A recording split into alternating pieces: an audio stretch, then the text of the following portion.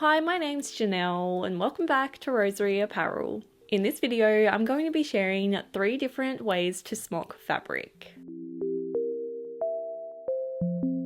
Smocking is a traditional craft that involves hand stitching multiple pleats of fabric together to create a beautiful and intricate pattern and design. And I have thoroughly been enjoying learning how to smock lately, so I thought I'd make a whole video all about it, just in case you'd like to learn how to smock fabric as well.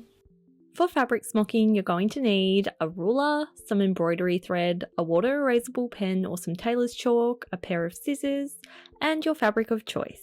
A light to medium weight woven fabric such as cotton and linen is best for smocking, and in this video I'm using some quilter's cotton. First things first, we need to pleat the fabric. Smocking is essentially hand stitching tightly gathered pleats together to form a decorative pattern or design, and in this video I'm going to show you how to gather your fabric by hand, which, just a warning, is quite a time consuming process. You can purchase pleating machines that can do this part for you, but they are a little bit pricey and I haven't invested in one personally yet, but if you're planning on doing a lot of smocking, then I totally recommend you look into getting one of those. To gather up the fabric, we need to start by drawing a series of dots onto the fabric in a grid like this. You can space out the dots however much you like, but for this example, I'm spacing out my dots by 1/2 inch. The bigger the space you have between the dots, the more fabric you're going to need. I have a link to a very helpful website in the description below this video that goes into how to calculate the amount of fabric you'll need for your own smocking project. Once I know the amount of fabric I need, I simply use my ruler and water erasable pen to mark out the dot grid directly onto my fabric.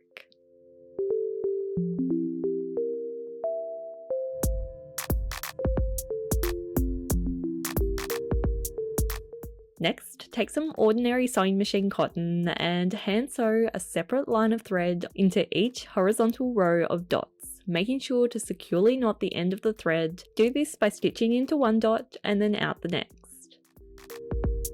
Keep repeating this process for each row of dots until your fabric has multiple lines of stitching in it like this. One end should be knotted securely and the other end left unknotted like this. Next, gently pull on the loose ends of the threads to gather up the fabric into evenly spaced out pleats. Be very careful when doing this, as you do not want to accidentally snap one of the threads. I find it best to just hold the threads in one hand and use your other hand to move the fabric along the threads. Once the thread has been pulled all the way through, you should have a bunch of even and tightly gathered pleats that are now ready to start smocking. First, let me show you how to make a very simple cable stitch. For all of the stitches I'll be showing in this video, you can choose to use a thread that matches your fabric if you don't want the stitching to be noticeable, or you could use a coloured thread like I am if you'd like the stitching to be a decorative feature. For the cable stitch, I like to use all 6 strands of the embroidery thread. Simply thread your needle with the thread and tie a knot at one end. The cable stitch is one of the easiest smocking stitches, but it looks super effective and is a really great place to start. Start by opening up the first pleat of fabric and stitch up into what is essentially the valley of that pleat, making sure to keep your stitch directly in line with the gathering stitches below. Then stitch into the left pleat approximately 1/8 of an inch or a couple of millimeters from the top of the pleat, again keeping the stitching in line with the gathering stitches. We're going to be using the gathering stitches underneath as a guide to keep our smocking stitches nice and straight. Next, stitch into the following pleat, stitching from right to left and again approximately 1/8 of an inch from the top of the pleat, and make sure the thread is being stitched from above the needle.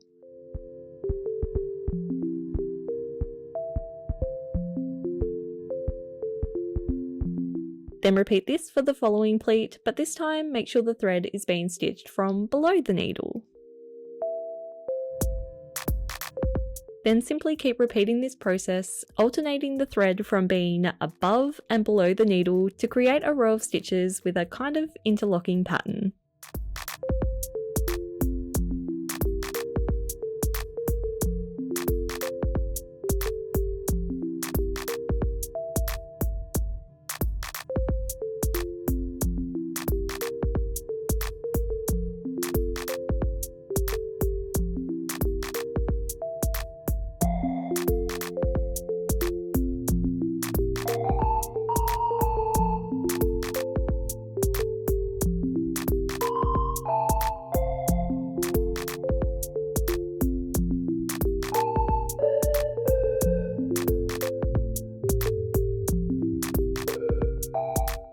When you get to the end of your row, stitch back down into the valley of the last pleat, and then secure the thread with a double knot at the back of your work.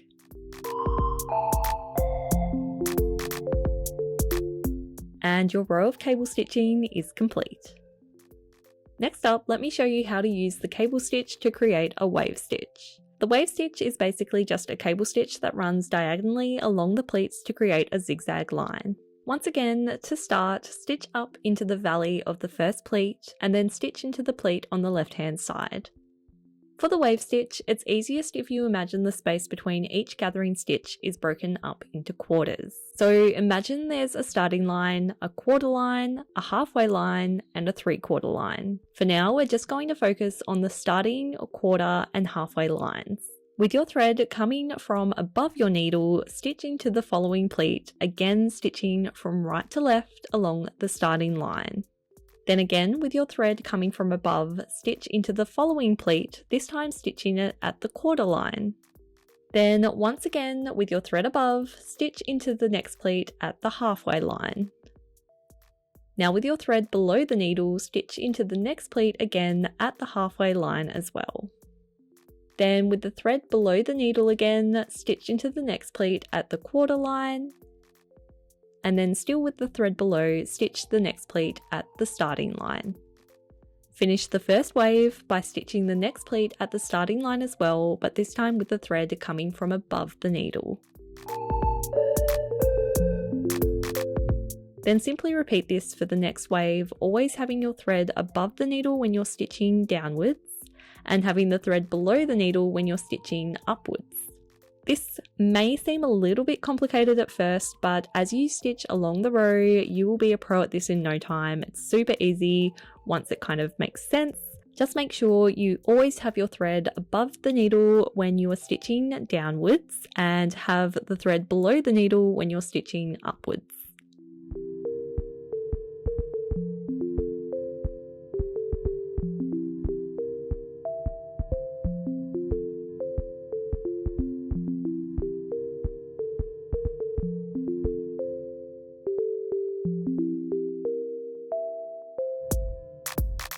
Just like before, when you get to the end of the row, stitch into the valley of the final pleat and then tie the thread into a double knot at the back of your work.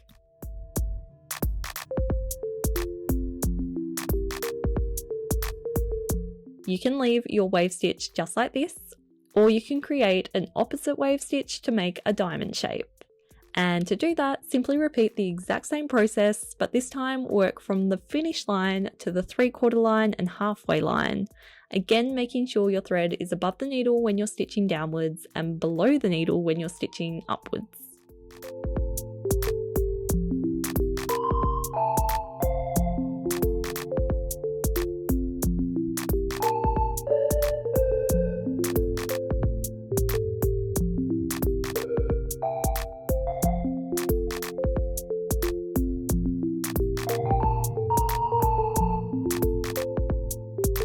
And lastly, let me show you how to smock a honeycomb stitch, which is my personal favourite.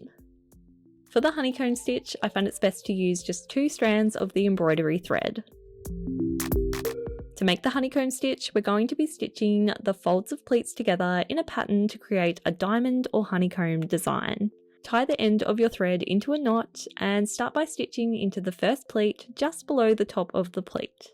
Stitch from right to left so that the knot will be hidden on the inside of the pleat, and again use the gathering stitches as a guide to keep the smocking stitches nice and straight. Then stitch this pleat and the following pleat together, again stitching from right to left at least 3 times.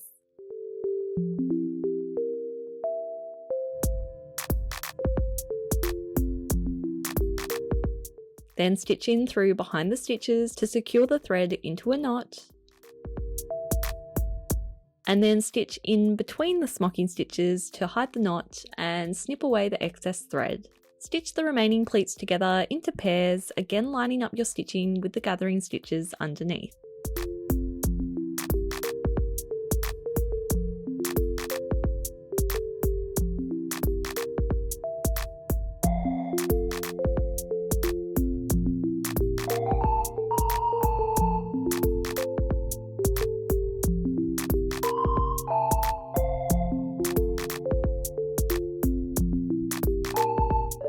Once your row of stitching is complete, start on the next row, this time alternating the pleat pairs to create a diamond shape.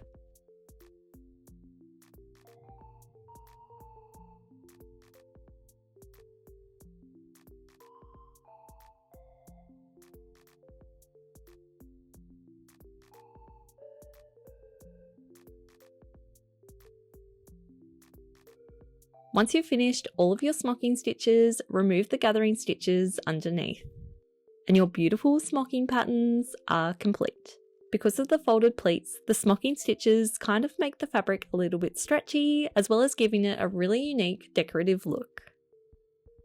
You can use these 3 techniques in so many different ways when it comes to dressmaking, and I am so excited to experiment with smocking more over the next couple of months. And even though smocking can be very, very time consuming, it's actually quite therapeutic, and I find it a really great activity for mindfulness as well, as you just kind of focus on the stitching and everything else kind of leaves your mind. It's just a really lovely craft. There's something so special about it, and I'm so excited to put these new smocking skills into practice soon. If you enjoyed this video, then it would really mean a lot to me if you could give it a like, and make sure you subscribe to this channel for more sewing type videos like this one. Have a lovely day, and thanks for watching.